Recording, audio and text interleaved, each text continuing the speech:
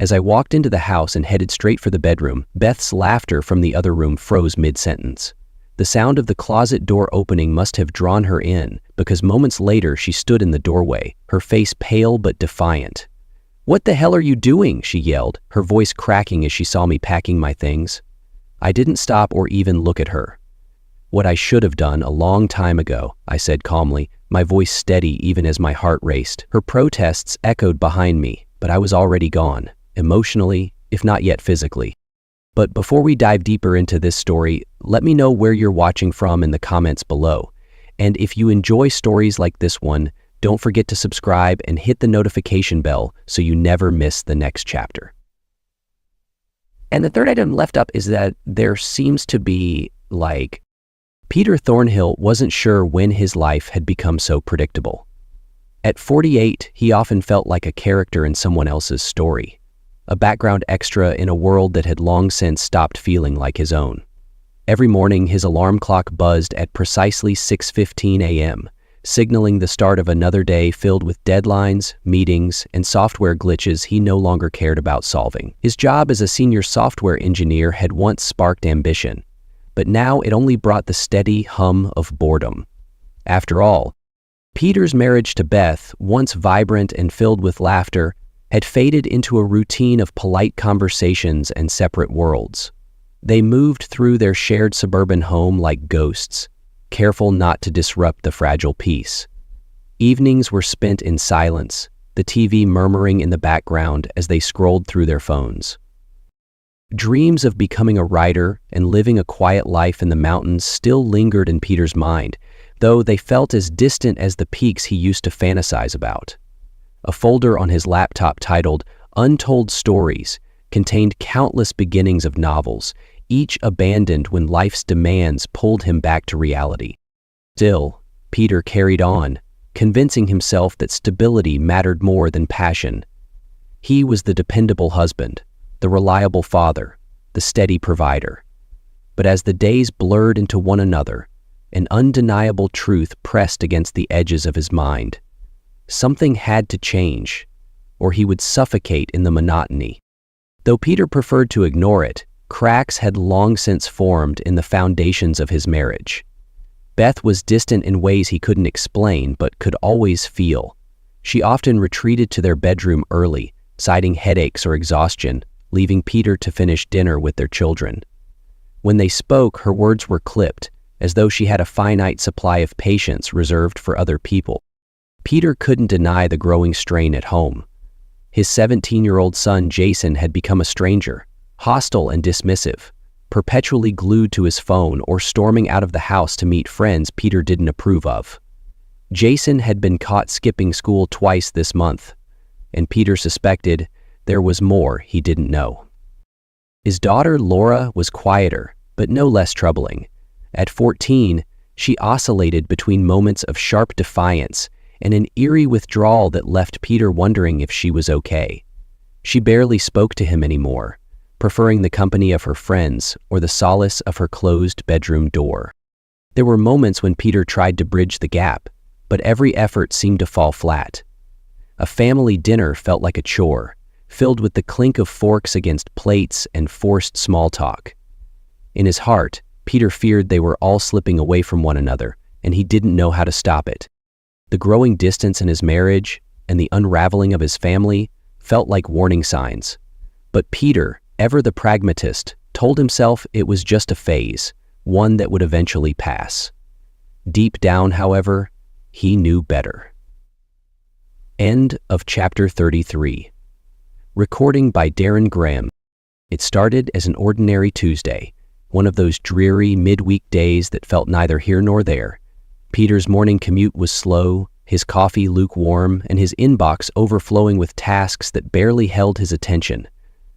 By mid-morning, though, a dull ache behind his eyes had grown into a persistent throb. He brushed it off at first, attributing it to stress or a bad night's sleep, but by lunchtime, the nausea set in. When his boss, a no-nonsense man with little patience for sick days, noticed Peter's pallor, he waved him off with an unusual kindness. "You look like hell, Thornhill. Go home and rest before you infect the whole office." Peter didn't argue. The drive home felt longer than usual, his mind foggy with exhaustion. The December air bit through his jacket as he shuffled from his car to the front door. That's when he noticed it. An unfamiliar green pickup truck parked in his driveway, its hood dusted with the faint residue of road salt. At first, he thought it might belong to a contractor or a delivery person, but a subtle unease crept in. Stepping inside, the house was unusually silent, almost oppressive in its stillness. Beth was supposed to be at work, the kids at school, yet something felt off. His shoes barely made a sound as he moved through the entryway, the ache in his head momentarily forgotten.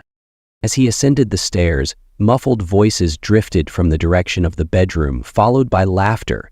Beth's laughter, light and familiar in a way Peter hadn't heard in years. He froze, a chill coursing through him that had nothing to do with the winter air outside. Carefully, he moved closer.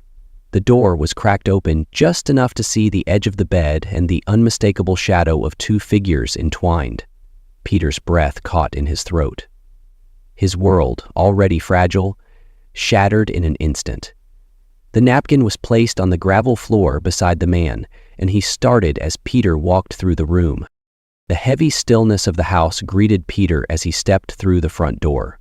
The usual hum of daily life, the distant chatter of the TV, the sound of Beth in the kitchen, the faint buzz of Laura's music upstairs, was conspicuously absent. For a moment he stood there, taking it in, the silence pressing down like a weight on his chest. His first thought was that he had imagined the voices and laughter outside, perhaps a trick of his feverish mind. But as he set his keys on the entryway table, he noticed small details that didn't add up. Beth's shoes, which she always tucked neatly into the closet, were tossed carelessly near the door. Her coat wasn't hanging on its usual hook, but draped over the back of the living room sofa. Moving further into the house, Peter's footsteps were cautious, deliberate. The faint scent of cologne, unfamiliar and sharp, lingered in the air, a scent that was definitely not his own. His stomach turned, but he swallowed down the rising bile and forced himself to keep going. In the kitchen, the remnants of a hastily abandoned breakfast caught his attention. 2 coffee mugs sat side by side on the counter, their rims smudged with lipstick and a darker stain he didn't recognize. Peter's hand hovered over one of them for a moment, trembling slightly, before he pulled it back as if burned. The details were stacking up, each one a tiny betrayal, but he didn't let himself dwell on them. As he made his way to the staircase, he strained his ears, catching faint sounds from above. A deep male voice, low and muffled, said something he couldn't make out, followed by the soft rise of Beth's laugh, a sound that used to belong only to him. His legs felt like lead as he climbed the stairs, each step measured and deliberate, the pounding of his heart almost drowning out the noises. Halfway up, the voices became clearer, punctuated by light laughter and the unmistakable intimacy of a shared joke. The realization of what he might find hit him in waves, but he pressed on, each step feeling heavier than the last. At the top of the stairs, Peter paused, his hand gripping the banister for support. The door to their bedroom, slightly ajar, revealed a sliver of the bed and a tangled mess of blankets. He could see movement, shadows shifting against the light spilling from the window, and the sound of Beth's voice, warm and playful, cut through him like a blade. He took a slow, steadying breath, then leaned forward, the angle widening just enough for him to see. What he saw stopped him cold, the world narrowing to a single, unbearable truth.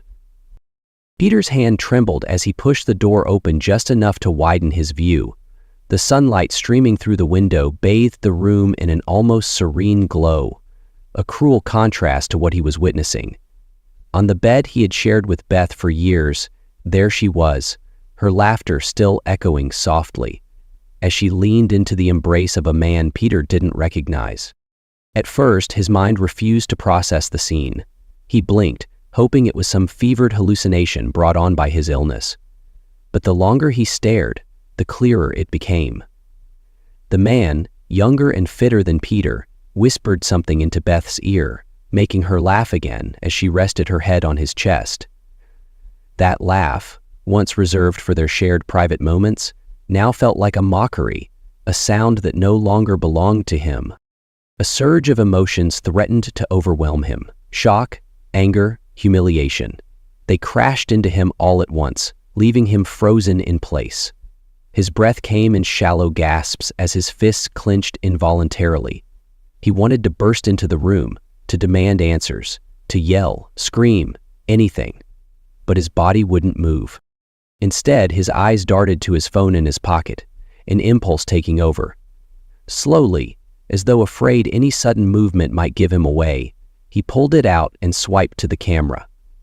His hands shook as he framed the image on the screen, his finger hovering over the shutter button. As he snapped the first photo, a strange detachment washed over him. It was as if he were outside himself, watching another man document this moment of devastation. He took another photo, and then another, each one sharper and more damning than the last. This wasn't just about proving what he'd seen. It was about creating a record, a way to convince himself later that this was real, that this was happening. Peter's vision blurred with tears he refused to let fall, his chest tightening with the weight of betrayal. Every detail became seared into his memory. The way Beth's hair spilled over her shoulders, the sound of her voice, the way her hand lingered on the man's chest. He hadn't realized how long it had been since she'd touched him with that same tenderness. As his heart pounded in his ears, Peter wrestled with conflicting urges. Part of him wanted to throw the door open and confront them, to demand to know how long this had been going on and why. But a quieter, colder part of him held him back. What would yelling accomplish? He needed to stay in control, to think clearly, to plan his next move. He stepped back, careful not to let the door creak. His retreat down the stairs felt both painstakingly slow and oddly detached. His mind swirled with fragmented thoughts. How long? Why him? Why now? But one thought stood out above the rest. This ends today. Reaching the front door, Peter paused, his hand gripping the doorknob tightly. He took one last look around the house he had worked so hard to build, the house that no longer felt like home, and walked out into the cold winter air, the images on his phone a heavy burden in his pocket. Peter stepped out of the house into the crisp winter air, the chill biting against his flushed skin. His breaths were shallow, his mind racing, but his body moving on autopilot. The green pickup truck was still parked there, bold and unbothered, as if mocking him. For a moment he stood frozen, staring at the vehicle, anger simmering just beneath the surface. He glanced back toward the house, half expecting to see Beth at the window, but the curtains remained still. A bitter smirk crossed his lips. They don't even know I was here. As his eyes returned to the truck, an idea formed. Heady, impulsive, but undeniably satisfying. He needed some semblance of control in a moment when everything felt like it was slipping through his fingers. Walking purposefully to his car, Peter opened the trunk and rummaged through it until he found the small toolkit he always kept for emergencies. With steady hands, despite the turmoil inside him, he crouched by the front tire of the truck and unscrewed the valve cap.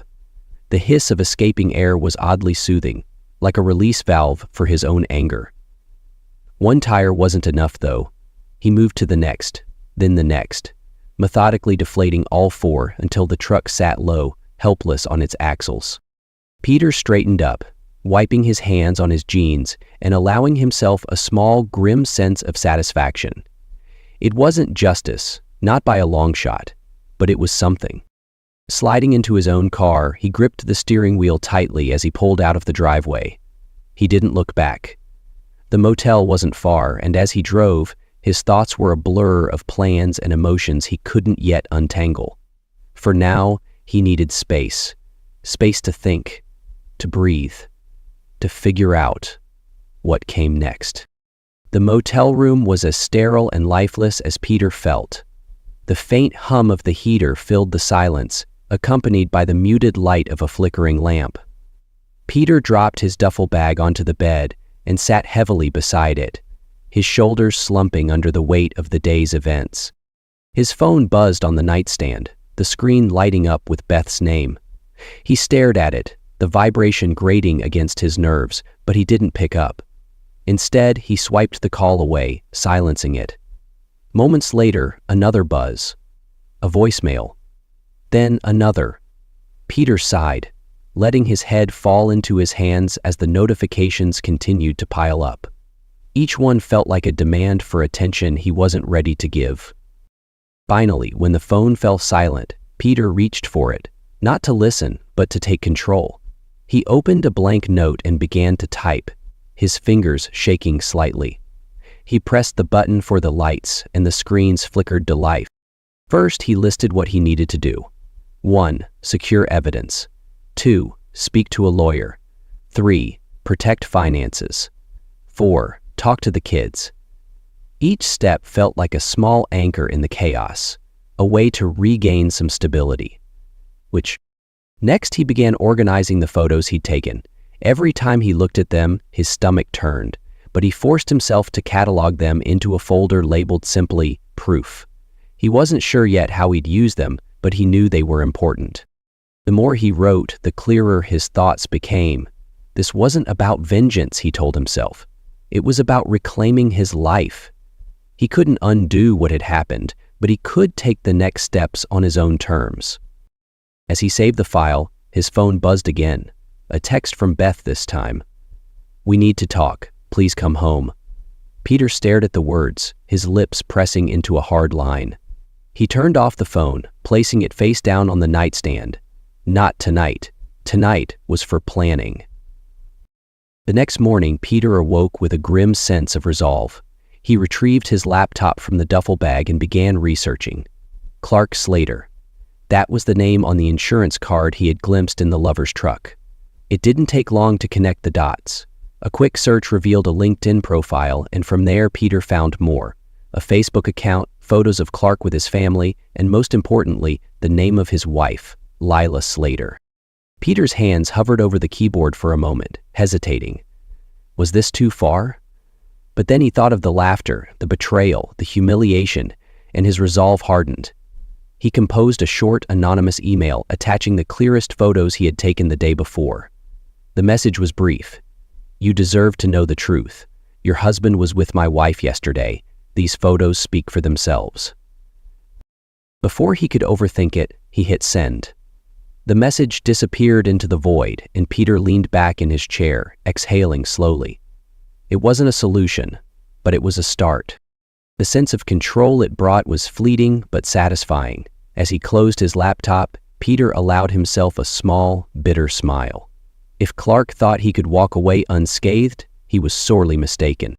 As the hours dragged on, Peter sat by the motel window, staring blankly at the parking lot outside. His mind churned with fragmented thoughts, each one sharper than the last. The life he had spent years building, the marriage, the family, the stability, had fractured in an instant. He pressed his palms against his temples, as if he could physically hold back the tide of emotions threatening to overwhelm him. Regret crept in first, gnawing at him with cruel questions. How did I not see this coming? Could I have done something differently? But as the regret took root, anger soon followed, burning away the doubts with its searing heat. This wasn't just his failure. Beth had made her choice, over and over again. His gaze shifted to his phone, still face down on the nightstand. The silence in the room was deafening, broken only by the faint hum of the heater. He thought about their house, his house, and how he'd spent years working late, fixing leaky faucets, shoveling snow, all to keep it running. Now, it felt tainted, like a stage set for a lie he had unknowingly performed in. But beneath the anger and regret, a deeper sadness lingered. He thought about the first time he met Beth, how her laugh used to light up a room, how they had danced barefoot in the kitchen during their first year of marriage. Those memories felt like they belonged to someone else now, as though they had been stolen by the strangers they had become.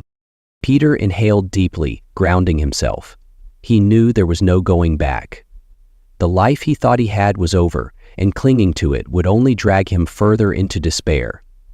If this was the end, it could also be a beginning. The realization wasn't comforting, but it was necessary. He had to let go, no matter how much it hurt. The house felt different when Peter walked through the door. Quieter, heavier. Every creak of the floorboards and every distant sound seemed amplified. He had texted Beth earlier to let her know he was coming to gather his things. The thought of seeing her filled him with a mix of dread and cold determination. Beth was waiting in the living room, her face pale, her eyes rimmed with red. She stood as he entered, wringing her hands nervously. "Peter," she began, her voice cracking. "Please, can we talk?" Peter didn't respond. Instead, he walked past her toward the stairs, his expression unreadable. His silence was its own statement, and it made Beth's voice rise in desperation. "It was a mistake. I wasn't thinking. Please, you have to believe me." He paused at the foot of the staircase, gripping the banister tightly. Turning to face her, his voice was low but steady. "A mistake is forgetting an anniversary, Beth. 6 months of lying? That's not a mistake. That's a choice." Her tears spilled over and she stepped closer, her hands trembling. "I was lonely, Peter. You were so distant. We stopped talking, stopped connecting. I didn't know what to do." Peter's laugh was bitter and sharp. "So your solution was him? You didn't think to talk to me, but you could laugh in his arms? That's rich. So is that why you're doing this, because you don't want to regret it?" Beth flinched at his words, her sobs growing louder. "I know I messed up. But I love you. I don't want to lose you. I'll do anything to fix this." Peter's jaw tightened as he forced himself to look at her. "Love?" he repeated, his voice heavy with disbelief. "You don't destroy the people you love, Beth. You don't humiliate them, break their trust, and then beg for forgiveness when you're caught." Beth sank onto the couch, her shoulders shaking as she wept. Peter turned and ascended the stairs, his movements brisk and purposeful. In the bedroom, he packed quickly, methodically, not allowing himself to dwell on the photos of their family or the little reminders of a life now shattered.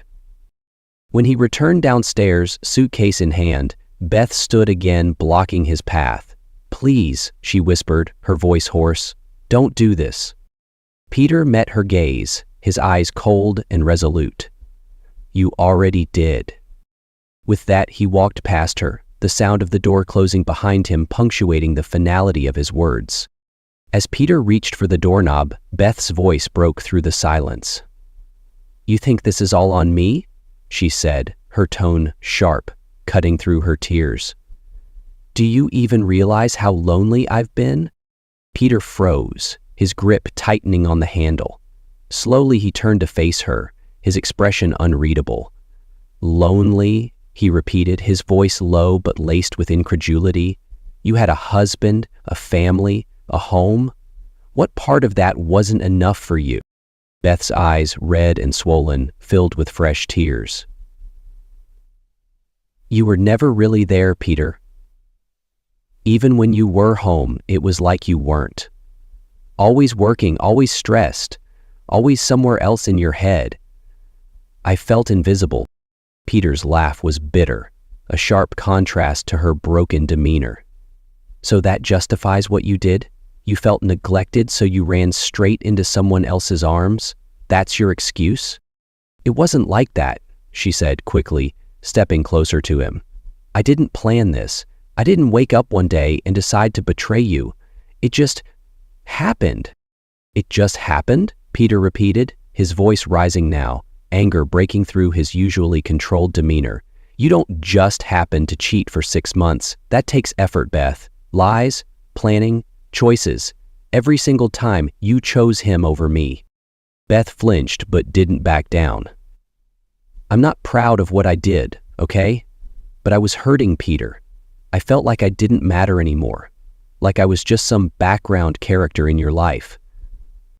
"And I didn't feel the same?" Peter shot back, his voice shaking. "You think I haven't felt ignored, unappreciated? But I didn't go out and destroy our family over it." Her tears spilled over again and her voice cracked. "I was scared, Peter. Scared of losing you. Scared of waking up one day and realizing you didn't love me anymore." Peter's gaze hardened, his jaw tightening. "You didn't lose me, Beth. You threw me away." That was just what Peter had expected from his father, and Peter sure as hell didn't like what he found. The room fell into silence, thick and heavy. Beth stood there, her shoulders shaking, while Peter looked at her one last time. "I can't do this anymore," he said quietly, his voice hollow. "You didn't trust me enough to talk about how you felt, and now there's nothing left to save." With those words, he turned and walked out, leaving Beth behind in the quiet house filled with echoes of what once was. The weight of the suitcase in Peter's hand felt insignificant compared to the heaviness in his chest.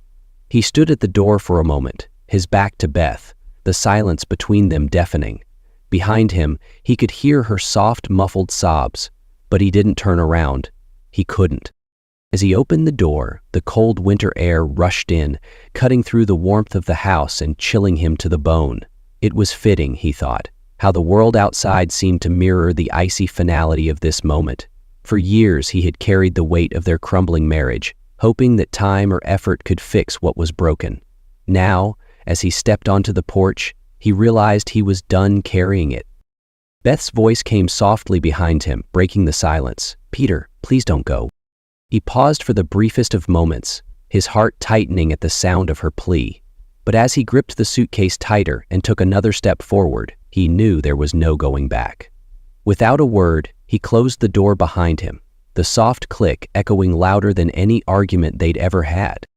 As Peter walked to his car, the house faded into the background, a symbol of a chapter that had ended. Each step away felt like shedding a layer of pain, regret, and betrayal. And though the road ahead was uncertain, it was his. The front door slammed open and Jason stormed into the living room where Peter was sorting through papers at the motel table. His son's face was red with anger, his fists clenched at his sides. "So that's it," Jason snapped, his voice dripping with contempt. "You're just walking out on us?" Peter looked up, meeting Jason's furious glare with a calmness that only seemed to enrage him further. "I'm not walking out on you," Peter said evenly. "I'm making a choice for myself." Jason scoffed, pacing back and forth. "Yeah, that's real noble, Dad. Just leave Mom to pick up the pieces while you play the victim. Do you even care about what this is doing to us? To me and Laura?" Peter sighed, setting the papers aside. "This isn't about playing the victim, Jason. It's about respecting myself enough to walk away from something that's broken beyond repair." "Respecting yourself," Jason shot back, his voice rising. "How about respecting us? You think this is hard for you? Try being the kid whose dad bailed because he couldn't handle it." Peter's jaw tightened. "I didn't bail, Jason. And don't you dare put all this on me. I didn't create this situation. But I'm not going to stay and pretend it's okay." Jason shook his head, laughing bitterly. "You're just running away. Typical." He turned and stormed out of the room, slamming the door behind him. Peter leaned back in his chair, the sound of the slamming door echoing in his mind. He had expected anger, but Jason's words still cut deep.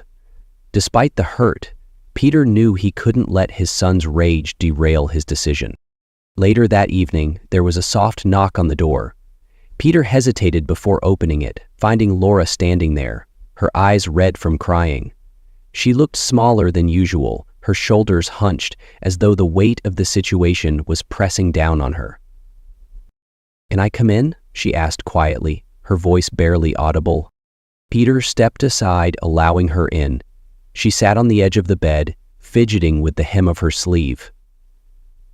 "Dad?" she began, her voice trembling. "Please don't leave us." Peter's heart ached at the raw vulnerability in her tone. "Laura," he said gently, sitting beside her, "this isn't about leaving you or Jason. I'll always be your dad." Tears spilled down her cheeks as she shook her head. "It feels like you're giving up on us, on me. I know things have been bad, but I don't want to lose you." "You're not losing me. Peter said, his voice firm but kind. "This decision isn't about you or Jason. It's about me and your mom. But no matter where I go, you're my daughter, and I'll always be here for you." She sniffled, wiping her face. Peter placed a hand on hers. "I promise." For the first time in days, he saw a glimmer of hope in her tearful eyes. It was fragile, but it was a start. "Look." The next morning, Peter stood in the kitchen of the house for what he knew would be one of the last times. Jason sat at the table, arms crossed, a scowl etched across his face. Laura lingered by the counter, her eyes downcast but attentive. Beth hovered in the doorway, watching Peter carefully, as though afraid of what he might say. Peter set his coffee mug down with deliberate calm and took a deep breath. "We need to talk," he began, his voice steady but firm. "Not about blame, not about the past, but about what comes next." Jason scoffed, but Peter ignored it, focusing on the weight of what needed to be said. "This family isn't broken because I'm leaving," Peter continued. "It was already breaking, and no one wanted to admit it. I take responsibility for my part in that. I wasn't always the husband or father I should have been, but we're all responsible for how we move forward." Beth opened her mouth to speak, but Peter held up a hand. "I'm not here to rehash what's already happened. I'm here to make one thing clear.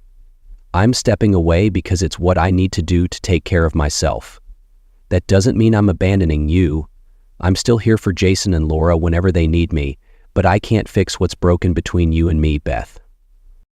Jason's chair scraped loudly as he stood. "So, what? You're just walking away because it's easier for you?" Peter met his son's gaze evenly. "No, Jason. I'm walking away because staying would mean pretending everything's fine when it isn't, and that wouldn't help any of us." Turning to Laura, he softened his tone. "This isn't about giving up on either of you. It's about setting boundaries so we can all heal. You and your brother have your own paths to figure out, and I'll be there to support you. But I can't stay here and pretend I'm okay when I'm not." The room fell silent, the weight of Peter's words settling over everyone. Finally, Laura nodded, her expression hesitant but understanding. Jason looked away, frustration evident, but he didn't argue further. Peter picked up his keys and headed toward the door. Pausing, he turned back one last time. "You have to take responsibility for your choices, just like I'm taking responsibility for mine. That's how we move forward." Without waiting for a response, he stepped outside, the crisp air hitting him as he walked to his car. It wasn't an easy goodbye, but it was a necessary one. For the first time in years, Peter felt a sense of clarity and resolve. He was exactly the man Peter knew he was. He was ready for a new chapter. The moment Peter walked into the office, he felt the shift in the atmosphere. Conversations abruptly halted as he passed, colleagues exchanging sidelong glances and whispered comments, just out of earshot. He kept his head down, gripping his coffee mug tightly, and made a beeline for his desk. By midday, it became impossible to ignore. His usually friendly coworker Janet approached with a hesitant smile. "Hey, Peter," she started, her tone overly cautious. "If you need someone to talk to, I'm here." I stared at the shadow man. Peter stiffened but managed a polite nod. "Thanks, Janet. I'm fine." Her smile faltered and she quickly retreated. Others weren't as subtle. A pair of junior employees stared at him openly from across the room, their voices too low to hear but their expressions speaking volumes. Peter clenched his jaw, focusing on his computer screen, but the whispers and stares felt like a tangible weight pressing on him. By the time lunch rolled around, he was tempted to leave early, but he forced himself to stay. Let them talk, he thought. The truth was, he couldn't control what they thought or said. All he could do was keep his head up and do his job. Still, the pitying glances were harder to shake than he'd anticipated.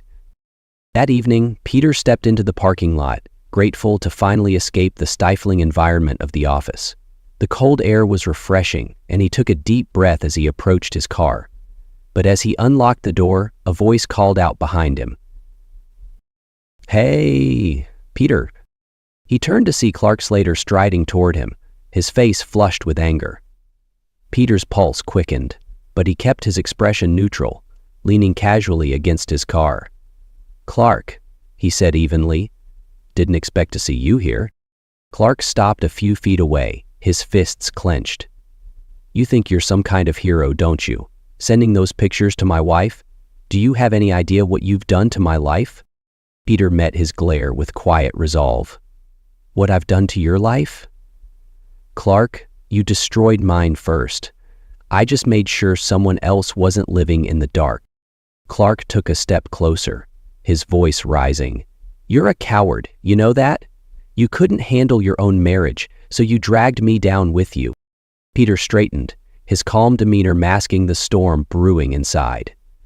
"You made your choices, Clark. I didn't force you into anything. If you're facing consequences now, that's on you." Clark's jaw worked as though he wanted to say more, but Peter's steady gaze seemed to disarm him. Finally, Clark threw his hands up in frustration. "You're a piece of work, you know that?" Peter opened his car door, pausing to deliver his final words. "Maybe, but at least I can look myself in the mirror." While the rest of us sat there helpless. Without waiting for a response, he got into the car and drove away, leaving Clark standing in the cold. The encounter left his adrenaline surging, but for the first time in weeks, Peter felt like he had reclaimed a small piece of his dignity, and taking a deep breath, he thought about what had been so challenging about what had happened. Peter arrived at the small Italian restaurant feeling a mix of nervousness and curiosity. It had been years since he'd sat across from anyone other than Beth for a meal, but Marcy's invitation had been impossible to decline. She was an old colleague from a previous job, someone he'd always admired for her intelligence and warmth. They'd reconnected over a chance meeting at a coffee shop a few weeks back, and now here they were. As soon as he stepped inside, Marcy waved him over, her smile as bright as he remembered. "Peter, it's so good to see you," she said warmly, standing to give him a quick hug. Her energy was infectious, and for the first time in weeks, Peter felt his shoulders relax. The conversation flowed easily, with Marcy steering them away from heavier topics and toward light-hearted memories of their shared workdays. Over plates of linguine and glasses of wine, Peter found himself laughing, a genuine, unguarded laugh that felt foreign but welcome. "I always thought you were wasted in that cubicle," Marcy said suddenly, her gaze steady and sincere. "You talked about writing all the time. Why didn't you go for it?" Peter hesitated, then shrugged. "Life got in the way, I guess. Stability seemed more important." Marcy leaned forward, her expression soft but firm.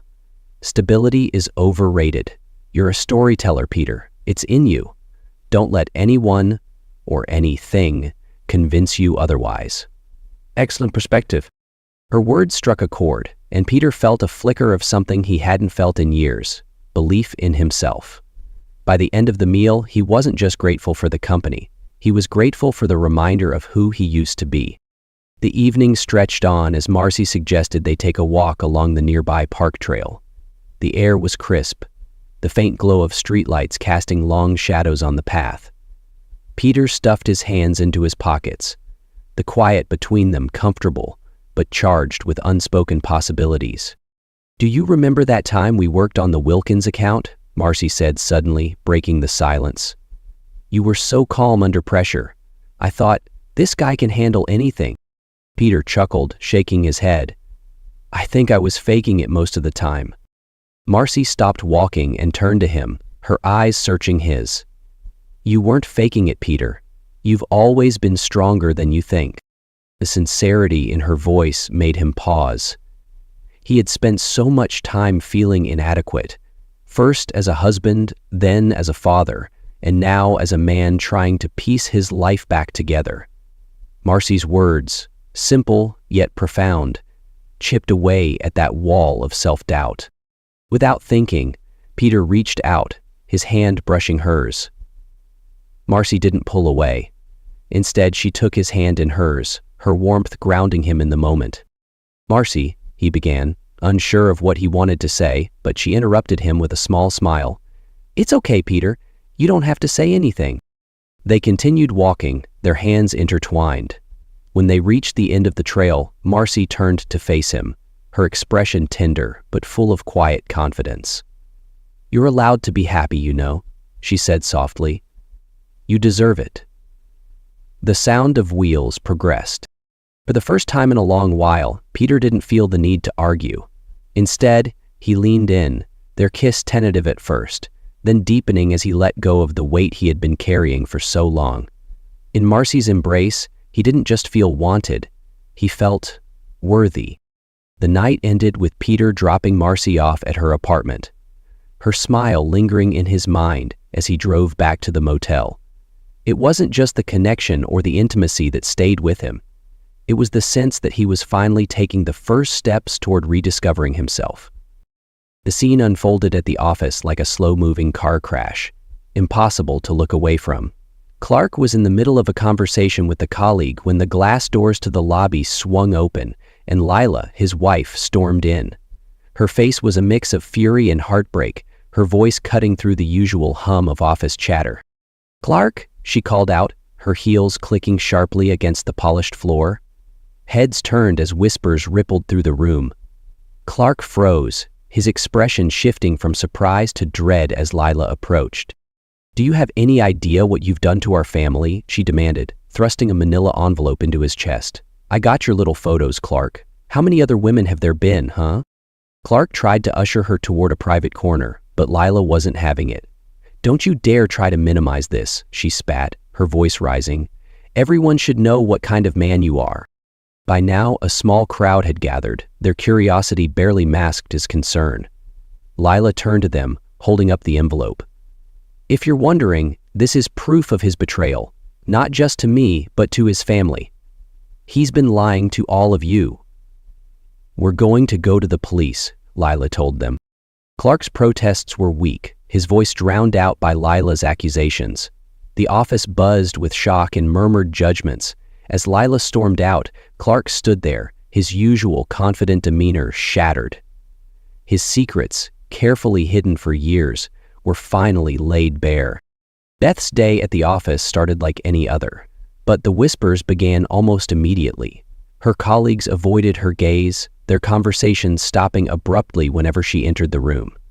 By mid-morning, the air was thick with tension, and she realized something was wrong. No one seemed to notice that she hadn't written her 5-paragraph letter of introduction. It didn't take long for her to find out why. A coworker she barely knew approached her hesitantly. "Beth, I thought you should know. People are talking about you and Clark." Beth's heart sank as she realized what was happening. The affair, which she thought was a secret, had become public knowledge.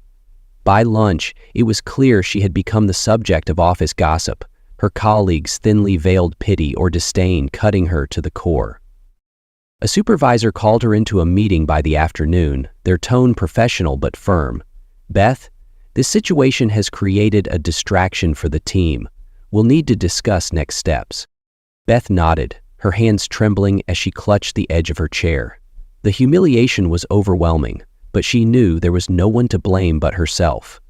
The affair that had once seemed like an escape had now become a prison, its consequences inescapable and public. Peter's phone buzzed late at night, the jarring sound pulling him from a restless sleep. Groggily, he reached for it, but the moment he saw the caller ID, City Police Department, his stomach dropped. City Police Department. "Mr. Thornhill," the officer's voice was firm but professional. "Your son Jason has been arrested for possession of a controlled substance. We need you to come down to the station." The drive to the station was a blur of anger, fear, and disappointment. When Peter arrived, he found Jason sitting on a metal bench in the holding area, his head hung low. The boy who once begged Peter to stay up late and watch movies now looked like a stranger, defiant, yet vulnerable. "What the hell were you thinking?" Peter's voice was low but charged with frustration as they sat in the station's small conference room. Jason avoided his father's eyes, shrugging. "It's not a big deal." Peter slammed his palm on the table, startling Jason. Not a big deal. You've just landed yourself in jail, Jason. How is that not a big deal? Jason finally looked up, anger flashing in his eyes. You don't get it, Dad. You don't care about anything but yourself. Peter's chest tightened, but he kept his voice steady. I care enough to tell you the truth, even if you don't want to hear it. You're heading down a dangerous path, and I'm not going to let you drag yourself further into this mess. He looked. Jason scoffed. What are you going to do? Lecture me? No, Peter said firmly. I'm going to let you face the consequences. I'll pay for a lawyer, but you're going to court. You'll explain yourself to the judge, and if they give you community service or rehab, you're going to show up. Jason's bravado cracked, replaced by a flicker of fear. Peter leaned forward, his voice softening. You have to want to fix this, Jason. I can't do it for you, but I'm not going to watch you destroy your life. While Jason's troubles grew, Laura's transformation quietly began to take shape. At first, it was small changes, choosing to stay home and study rather than go out with friends, helping Peter with errands when he visited. But as weeks turned into months, the shift became undeniable. One evening, Peter received an unexpected call from Laura. Dad, can we talk? She asked, her voice hesitant but clear. Of course, Peter said, meeting her at a local diner. Over milkshakes, she opened up in a way she hadn't in years. I've been thinking a lot, Laura admitted, her fingers tracing the edge of her glass. About everything. About how I've been acting. Peter listened as she explained how she'd started seeing her own behavior in Jason. Rebellious, angry, and self-destructive. I don't want to end up like that, she said quietly. I want to do better. From that moment, Laura threw herself into improving her grades and reconnecting with healthier friends. She even joined a local volunteer program, helping at a community garden after school. Peter couldn't help but feel proud as he watched her take responsibility for her life, fueled by her desire to change. One day, she handed him a brochure for a summer leadership program. Do you think I could do this? She asked, her voice tinged with uncertainty. Peter smiled, placing a reassuring hand on hers. You can do anything, Laura. I believe in you. Laura's journey wasn't without challenges, but her determination inspired Peter. Her resilience reminded him that while some bridges in their family might have burned, others were being rebuilt, stronger than before. In the weeks following Jason's arrest and Laura's newfound focus, the Thornhill family began to show small but meaningful signs of growth. Conversations, once filled with tension and avoidance, became more open, albeit tentative. Jason, now attending mandatory rehab sessions, started to soften in his interactions with Peter, though their relationship was far from healed. Laura, on the other hand, became a steady presence at home. She stepped into a supportive role for her brother, offering quiet encouragement without judgment. Her actions set an example, proving that change was possible, even in the face of mistakes.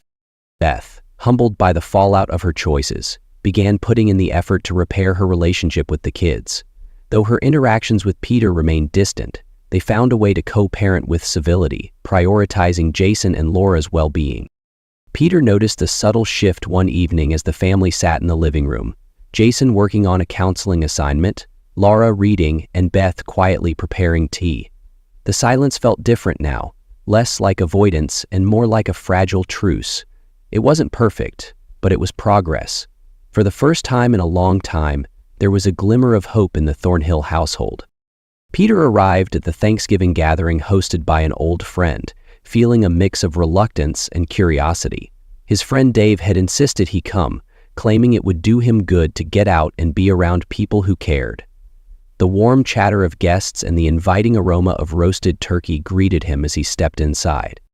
Peter, glad you made it, Dave said, clapping him on the back.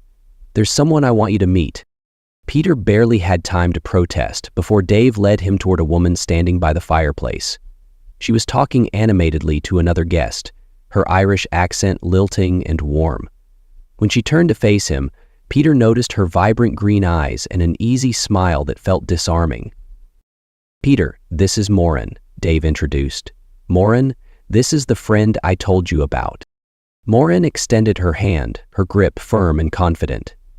"Nice to meet you, Peter. Dave's spoken highly of you." "Ha. Hopefully not too highly," Peter replied with a small smile, surprised at how natural it felt to joke. As the evening unfolded, Peter found himself gravitating toward Morin. They exchanged pleasantries over dinner, but it was her sharp wit and genuine interest in his stories that stood out. When she laughed, it wasn't polite or forced. It was the kind of laugh that made Peter feel seen in a way he hadn't in years. By the time dessert was served, the initial awkwardness of introductions had melted away, replaced by a connection that felt unspoken but undeniable. Later in the evening, as the crowd thinned and the fire crackled in the hearth, Peter found himself sitting with Morin in a quieter corner of the room. They drifted away from the larger group naturally, their conversation deepening as the night wore on. "So Dave tells me you're going through a rough patch," Morin said gently, her gaze steady but kind. "Care to share, or should I just fill in the blanks?" Peter hesitated, but there was something about Morin's presence that felt safe. "It's not much of a secret at this point," he said, leaning back in his chair. "My wife, well, ex-wife, eventually, had an affair. It's been a messy few months." Morin nodded, her expression softening. "I'm sorry. That's not an easy thing to go through." Peter looked at her, curiosity piqued. "You sound like you might know a thing or two about that." She smiled, though it didn't reach her eyes. "You could say that. My husband, ex-husband, wasn't exactly a paragon of fidelity either. Let's just say I've seen my fair share of betrayals." For a moment, they sat in comfortable silence, the weight of shared pain hanging between them. Then Morin broke it with a wry chuckle. "Funny, isn't it, how someone else's choices can upend your whole world?" Peter nodded, a small smile playing on his lips. "Yeah. Funny isn't the word I'd use, though." Morin laughed, the sound genuine and light. "Fair enough. But here we are, survivors of the wreckage. Maybe that's worth something." As they continued talking, their stories began to overlap. Moments of heartbreak, anger, and the slow, painstaking process of rebuilding. For every wound they uncovered, there was a thread of hope, a reminder that they weren't defined by the betrayals they'd endured. By the end of the night, Peter realized something unexpected. He wasn't just talking about his pain. He was sharing it. And in doing so, he felt lighter, as though a part of the burden had been lifted. Morin's honesty and humor weren't just comforting. They were a reminder that healing was possible, even after the deepest wounds. When it was time to leave, Peter found himself lingering by the door, reluctant to end the evening. Maureen noticed and smiled softly. "We'll talk again, Peter. I have a feeling about that." Peter smiled and left, getting on the train back to his apartment. As he drove home, Peter felt a warmth he hadn't experienced in months. It wasn't just the evening or the company. It was the possibility of something new, something healing, on the horizon. The days following Thanksgiving unfolded with a gentle rhythm. Peter and Morin began meeting regularly, their time together marked by a simplicity that felt comforting. Their favorite ritual quickly became evening walks through a local park, the crisp winter air invigorating as they wandered along the winding paths. The walks were peaceful in the ways that Peter had learned to be peaceful in the first. One evening, as they strolled under the soft glow of streetlights, Morin stopped to admire the bare branches of a tree silhouetted against the twilight sky. "There's something beautiful about this," she said, gesturing toward the stark scene. "Even in winter, when everything looks dead, it's just preparing for something new." Peter glanced at her, struck by the way she seemed to find meaning in even the simplest things.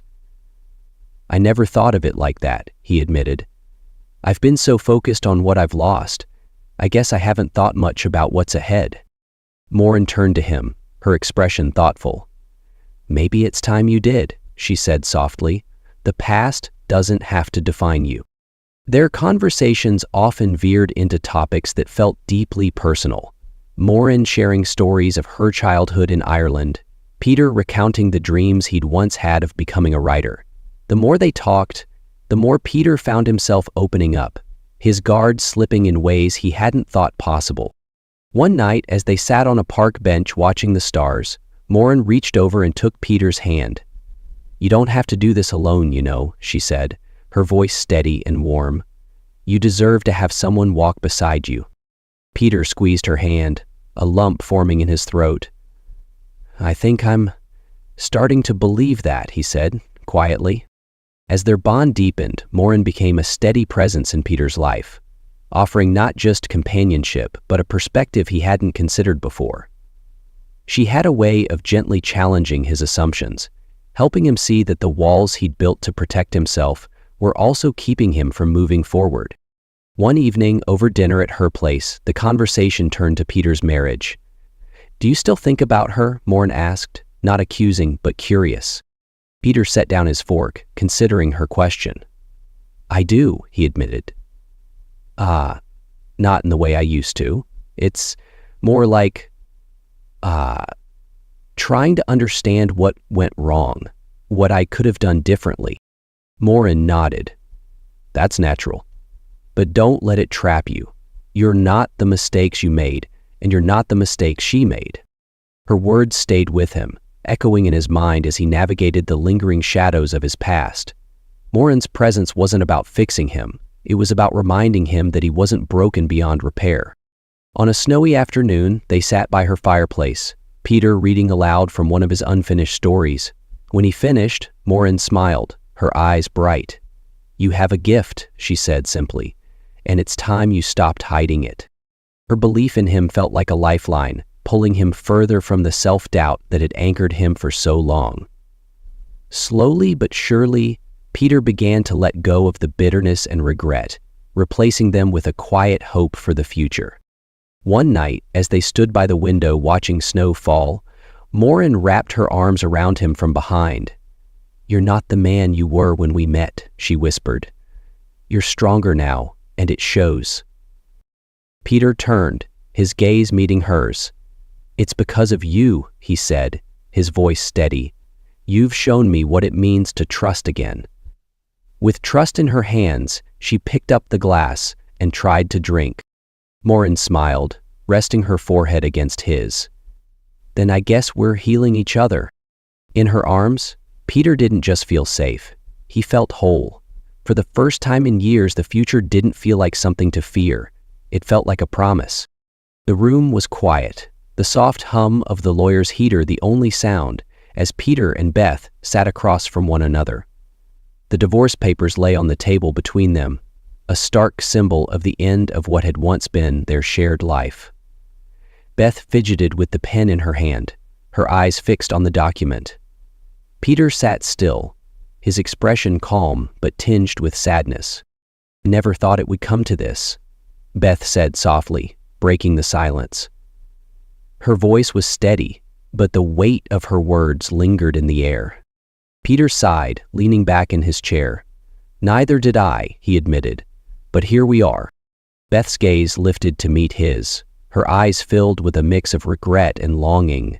"Do you think we could have done something differently? Saved it before it got this far?" Peter paused, considering her question. "Maybe," he said finally. "But I think we both stopped trying long before this. We let too much go unsaid, ignored the cracks until they became too big to fix." Beth nodded, tears welling in her eyes.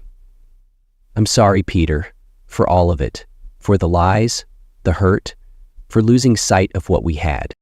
Peter's throat tightened as he watched her struggle to hold back her tears. "I'm sorry too," he said, his voice low, "for not being the partner you needed, for missing the signs. But sorry doesn't change what's already happened."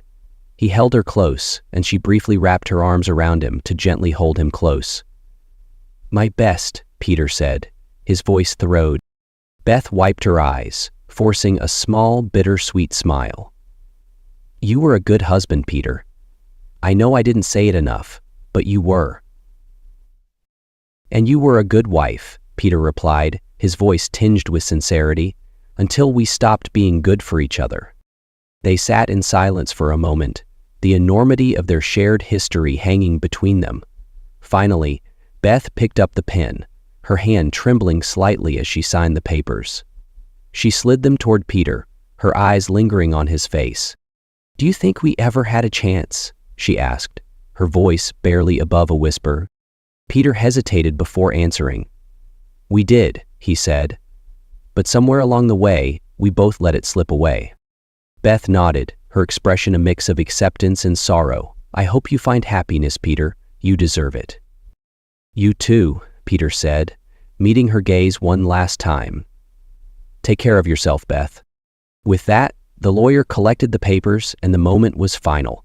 As Peter walked out of the office, he felt a mix of emotions: relief, sadness, and a strange sense of closure. It wasn't the ending he had imagined, but it was the one they both needed to move forward. Peter stood in the middle of the nearly empty bedroom, a box in his hands, scanning the walls that now felt foreign and bare. The echoes of laughter, arguments, and quiet moments played in his mind like faint whispers, and for a moment he stood still, letting the memories wash over him. The last of his belongings were scattered around the room: a few books, a framed photo of Jason and Laura as kids, and an old jacket he had forgotten about. One by one he placed them in the box, his movements slow and deliberate. Each item felt like a fragment of a life he was finally letting go of. As he closed the box, his gaze drifted to the window. Outside, the yard lay covered in frost, the swing set he had built for the kids now worn and empty. He remembered their laughter as they played, how Beth had called him in for dinner, and how life had felt simpler then. With a deep breath, Peter picked up the box and headed downstairs. Beth wasn't home, by design, he suspected, but he left a note on the kitchen counter anyway. "Thank you for the good times. Take care." As he stepped out the front door, the house loomed behind him, not as a symbol of failure, but as a chapter that had simply reached its end. Walking to his car, Peter didn't look back. Instead, he focused on the road ahead, his heart lighter than it had been in years. Jason's time in rehab started rocky, marked by defiance and skepticism. He resisted the process at first, treating it as a punishment rather than an opportunity. But as the days turned into weeks, something began to shift. The structured environment forced him to confront his choices, and the group therapy sessions introduced him to others who had walked similar paths. Peter visited Jason every weekend, their conversations initially stilted and guarded. Over time, however, Jason began opening up, sharing his struggles and regrets. One afternoon during a family session, Jason finally admitted, "I was angry at you, Dad, but I see now that you were just trying to help me. I don't want to disappoint you anymore." Peter's chest tightened at the sincerity in his son's voice. "I've always believed in you, Jason," he said, his voice steady. "But you have to believe in yourself too." By the time Jason completed the program, he was no longer the angry, self-destructive teenager who had been arrested. He wasn't perfect, but there was a light in his eyes that Peter hadn't seen in years. Jason enrolled in a local trade school, channeling his energy into learning a skill he was passionate about. It was a small step, but it was a step forward. While Jason was working through rehab, Laura's transformation continued to blossom. She threw herself into her schoolwork with a determination that surprised even her teachers. Her grades improved dramatically, and she began taking on leadership roles in her extracurricular activities. One evening, she sat across from Peter at the dinner table, a scholarship application in hand. "Dad," she said, her voice filled with both excitement and uncertainty, "I think I can actually get into a good college."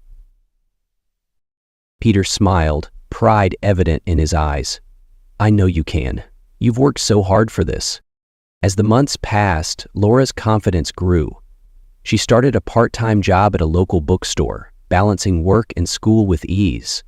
Her success became a beacon for the family, a sign of what was possible even in the aftermath of upheaval. During a quiet moment, she confided in Peter, "You know, Dad, watching you rebuild your life made me realize I could do the same. You didn't let everything break you, and neither will I." Peter's heart swelled at her words. "You inspire me just as much, Laura," he said. Her journey wasn't just a new beginning for her. It was a testament to the strength they had both found in each other. So as the beautiful morning sun broke through the clouds, Peter lifted Peter into his arms. Beth, too, found herself reflecting on her choices and the damage they had caused. With the house feeling emptier than ever, she turned her energy toward fixing what she could. She repainted walls, repaired broken fixtures, and replaced furniture that carried too many painful memories. Each task, though small, felt like a step toward redemption. At work, she worked hard to rebuild her reputation, taking on additional responsibilities and mending strained relationships with colleagues. In the evenings, she volunteered at a local shelter, channeling her guilt into helping others. One day, while picking up the kids, Peter noticed the freshly painted shutters and newly planted flowers in the front yard. "You've been busy," he remarked. Beth nodded, a faint smile on her face. "It's not just about fixing the house," she said quietly. "It's about fixing myself." Though their relationship had ended, Peter couldn't help but admire her quiet determination. Beth was finding her purpose, and in doing so, she was proving that growth was possible, even in the face of regret. The winding roads leading into Durango, Colorado, were lined with towering pines and snow-dusted peaks. As Peter drove toward his new home, he felt a sense of freedom that had eluded him for years. The small mountain town, with its charming streets and vibrant artistic community, felt like the perfect place to start over. The cabin he had rented was modest but inviting, nestled at the edge of a forest with a view of the mountains that stretched endlessly into the horizon. The first night, Peter unpacked slowly, savoring the quiet and the clean, crisp air. Among the belongings he had brought was his laptop and a stack of journals, filled with ideas and unfinished stories. The next morning, he set up a small writing nook by the window. Sunlight streamed in as he opened a blank document, his fingers hovering over the keyboard. For the first time in years, he wasn't weighed down by doubt or distraction. He began to write, not for anyone else, but for himself. Days turned into weeks, and Peter's stories started taking shape. He joined a local writers group, finding encouragement and camaraderie among others who shared his passion.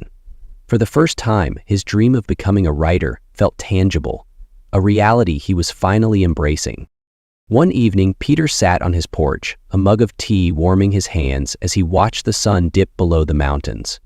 The quiet was profound, but it wasn't the emptiness he had feared. It was the kind of quiet that allowed him to reflect, to breathe, and to feel truly present. As the stars began to appear, Peter thought about the path that had brought him here. The heartbreak, the anger, the moments of despair, they were all part of the story, chapters he couldn't erase but no longer needed to dwell on. Instead, he chose to see them as lessons, reminders of his resilience and capacity for growth. Moren's words echoed in his mind, "You're allowed to be happy," and for the first time he believed it wholeheartedly. He had rebuilt his life on his own terms, embracing a new reality that felt both fulfilling and authentic. He thought of Jason and Laura, of the strides they were making, and of the quiet pride he felt in their growth. He thought of Beth, her journey of redemption a mirror of his own. They were all moving forward in their own ways, proof that even after the hardest falls, there was a chance to rise again. Peter smiled, looking up at the night sky. His journey wasn't over. It never would be. But for now, he was at peace. And that was more than enough. The crisp mountain air carried the faint scent of pine as Peter and Moren hiked up the trail, their laughter mingling with the rustling of leaves underfoot. The climb was steep, but the promise of the view at the summit spurred them on. For Peter, this hike wasn't just about the scenery.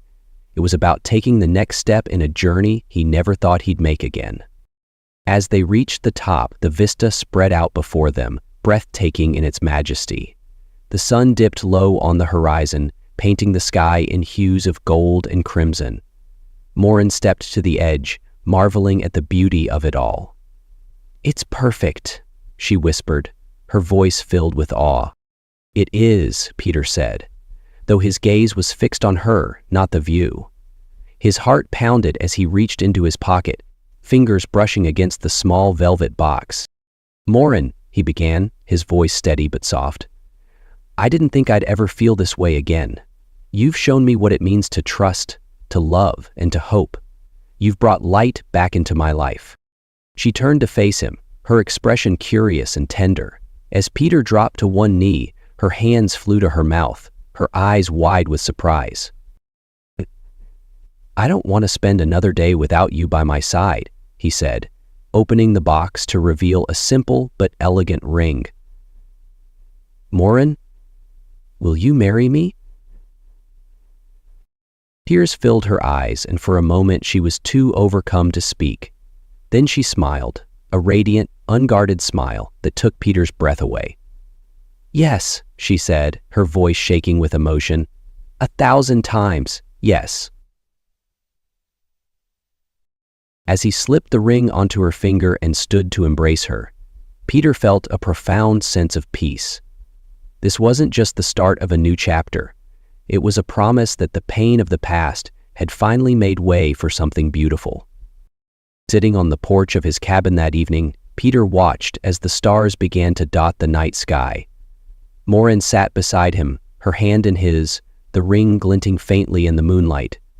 The silence between them was comfortable, filled with unspoken understanding and shared joy. Peter's thoughts wandered to the path that had brought him here. There was a time when he'd thought his life was over, when betrayal and loss had seemed insurmountable. But as he reflected on the journey, he realized that every step, even the painful ones, had led him to this moment. The anger he once felt toward Beth and Clark had long since faded, replaced by a quiet acceptance. They were no longer the villains of his story, just characters in a chapter that had ended. The best revenge, he realized, wasn't anger or retribution. It was living a life filled with purpose, love, and authenticity. Peter turned to Morin, her presence a tangible reminder of how far he'd come. He thought of Jason and Laura, of their resilience and growth, and of his own decision to chase his dreams instead of burying them. As the cool night air surrounded him, Peter smiled. His story wasn't perfect, but it was his, a testament to the power of starting over, of finding hope in the ruins and building something even stronger. He squeezed Morin's hand gently. "The best part," he said aloud, his voice steady and warm, "is knowing that this is just the beginning." The stars above seemed to shine a little brighter as Peter leaned back, content not just with where he was, but with the journey it had taken to get there. And for the first time in a long time, he felt truly whole. End of